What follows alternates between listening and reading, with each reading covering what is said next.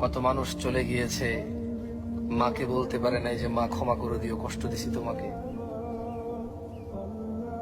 কত মানুষ নিজ অপরাধের বোঝা মাথায় নিয়ে আল্লাহকে এতটুকু বলতে পারেনি যে আল্লাহ আমাকে ক্ষমা করো, আমি ভুল করেছি, আর করব না।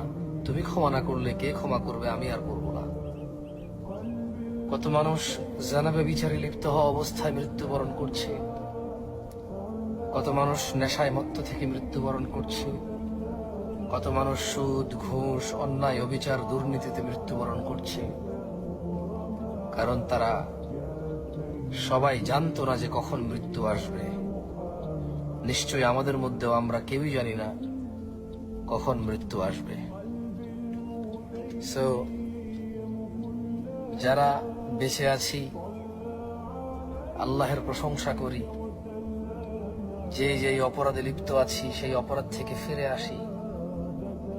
বেঁচে আছি মানেই আল্লাহর পক্ষ থেকে আল্লাহ চাচ্ছে আমরা ক্ষমা চাই, ফিরে আসি, গুনাহকে নেকিতে পরিবর্তন করি, সংশোধন করি নিজের, এবং আল্লাহর জান্নাতে প্রবেশ করি, যেখানে মানুষ স্বর্ণখচিত আসনে হেলান দিয়ে বসে আড্ডা দেবে, যেখানে মানুষ চিরকুমারী হুর পাবে, ডাগর নয়না।